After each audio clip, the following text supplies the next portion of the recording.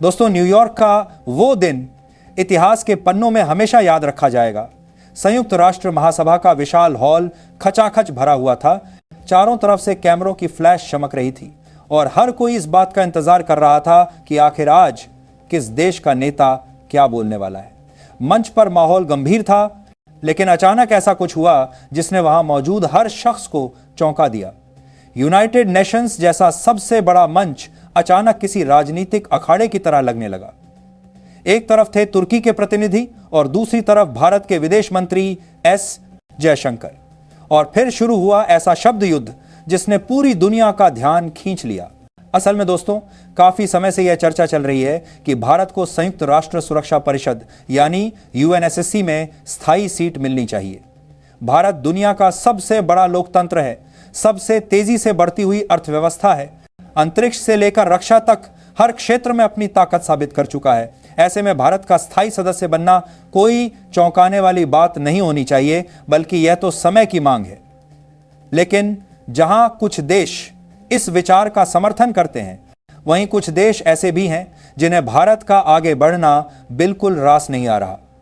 और इन देशों में सबसे बड़ा नाम है तुर्की का।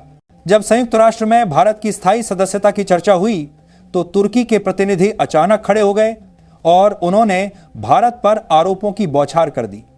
उन्होंने कहा कि भारत अल्पसंख्यकों पर अत्याचार करता है, भारत अपने पड़ोसियों से रिश्ते खराब करता है और भारत पश्चिमी देशों के नियम नहीं मानता।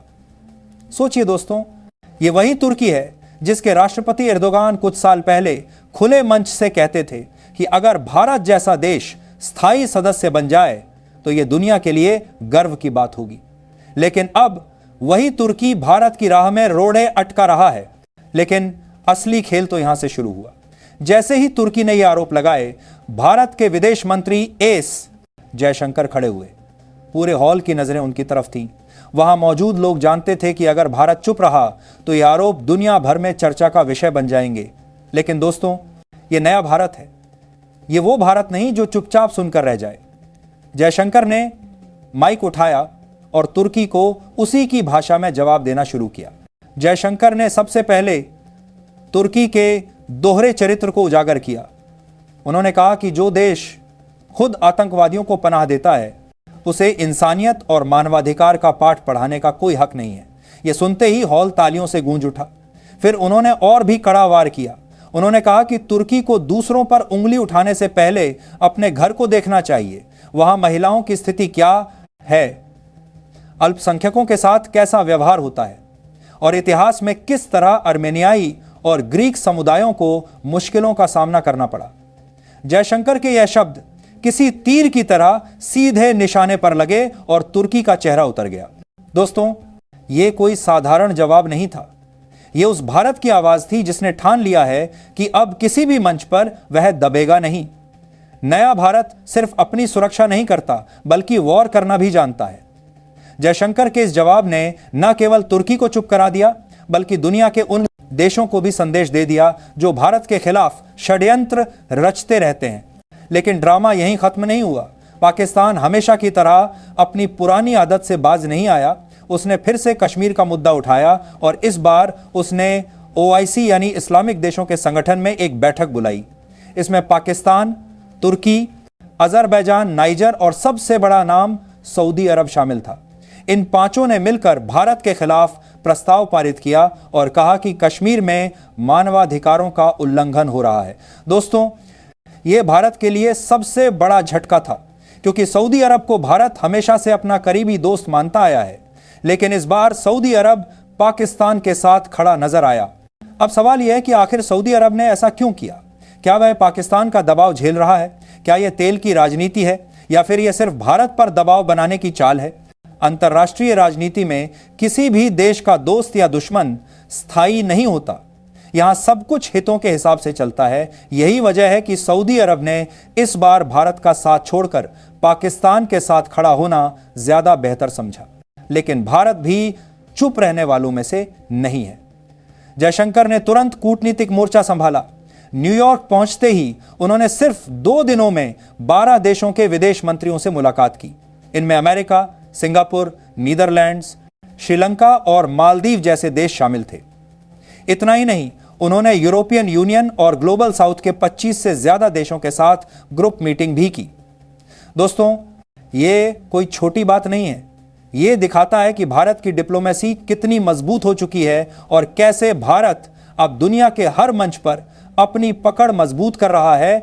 इस बीच पाकिस्तान और तुर्की के आरोपों का भारत पर कोई खास असर नहीं पड़ा, बल्कि उल्टा असर यह हुआ कि और ज्यादा देश भारत के साथ खड़े हो गए। जयशंकर ने अपने बयानों और मुलाकातों से साबित कर दिया कि भारत अब वैश्विक राजनीति में साइड कैरेक्टर नहीं, बल्कि लीड रोल में है। दोस्तों, अगर आप जरा पीछे मुड़कर देखें तो पाएंगे कि हाल के वर्षों में भारत की विदेश नीति पूरी तरह बदल चुकी है। पहले भारत को एक सॉफ्ट स्पोकन नेशन माना जाता था, जो कभी ज्यादा कड़ा रुख नहीं अपनाता, लेकिन अब तस्वीर बदल चुकी है।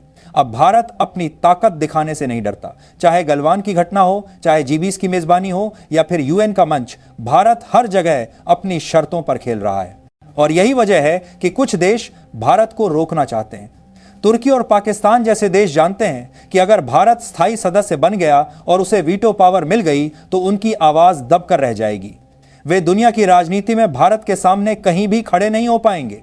इसी डर की वजह से वे बार बार भारत के खिलाफ साजिश रचते हैं।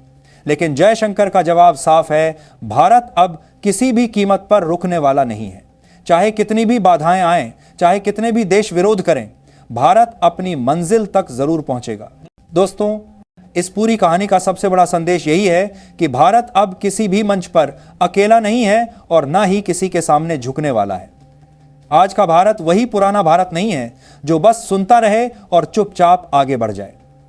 अब भारत सवालों का जवाब देता है, मेला काम का नारा झड़ दिया, चुनौतियों का सामना करता है और हर आरोप का करारा जवाब उसी मंच पर देता है जहां उसे लगाया जाता है।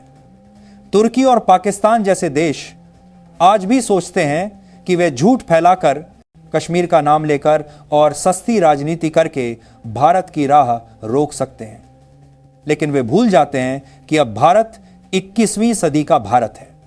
यह भारत अपने आत्मसम्मान के साथ समझौता नहीं करता, यह भारत अपनी छवि को धूमिल नहीं होने देता और यह भारत अब किसी का मोहरा नहीं बनता। आज जयशंकर जैसे नेता उस भारत की पहचान है जो दुनिया को आंखों में आंख डालकर जवाब देना जानता है। उनकी एक एक बात ने न सिर्फ तुर्की की बोलती बंद कर दी, बल्कि उन तमाम देशों को भी आईना दिखा दिया जो भारत के खिलाफ षड्यंत्र रचते हैं। और जब सऊदी जाहे की मार्का पास के दौरान दुनिया करने के लिए कि आज भारत की आपने और एक साथ हो, अरब जैसे देश पाकिस्तान के साथ खड़े हुए, तो भारत ने तुरंत कूटनीतिक मैदान में उतरकर दर्जनों देशों को अपने पाले में खींच लिया। यह कोई साधारण उपलब्धि नहीं, बल्कि उस डिप्लोमेसी की मिसाल है जिसकी गूंज पूरी दुनिया सुन रही है। दोस्तों, यह समय है जब हमें अपने देश पर और गर्व करना चाहिए। भारत की ताकत दिन ब दिन बढ़ रही है और यह केवल आर्थिक या सैन्य ताकत नहीं है, बल्कि राजनीतिक और कूटनीतिक ताकत भी है। आज भारत की आवाज सिर्फ एशिया तक सीमित नहीं है, बल्कि वॉशिंगटन, पेरिस, लंदन, टोक्यो से लेकर अफ्रीका और लैटिन अमेरिका तक गूंज रही है। यही वजह है कि संयुक्त राष्ट्र जैसे मंच पर भी भारत की दावेदारी को अब कोई नजरअंदाजा नहीं कर सकता। और सबसे बड़ी बात, आज दुनिया का हर देश जान चुका है कि भारत को स्थायी सदस्यता देने का मतलब सिर्फ भारत की ताकत को बढ़ाना नहीं, बल्कि दुनिया की शांति और स्थिरता को मजबूत करना है। क्योंकि भारत वह मुल्क है जो हमेशा न्याय, शांति और बराबरी की बात करता है। यही कारण है कि भविष्य में चाहे देर हो या जल्द, भारत संयुक्त राष्ट्र सुरक्षा परिषद में अपनी स्थायी सीट हासिल जरूर करेगा। तो दोस्तों, यह है नए भारत की कहानी। एक ऐसा भारत जो डरता नहीं, रुकता नहीं और दबता नहीं। एक ऐसा भारत जो अपने दुश्मनों को उसी की भाषा में जवाब देता है और अपने दोस्तों को भरोसा दिलाता है कि वह हर हाल में मजबूती से खड़ा रहेगा। यही नया भारत है और यही हमारी असली पहचान है। अब आपसे सिर्फ एक निवेदन है, अगर आप भी मानते हैं कि भारत का समय आ चुका है और भारत को कोई ताकत रोक नहीं सकती, तो इस वीडियो को ज्यादा से ज्यादा शेयर करिए, चैनल को सब्सक्राइब करिए और कमेंट बॉक्स में पूरे जोश के साथ लिखिए, भारत मां की जय। जय हिंद।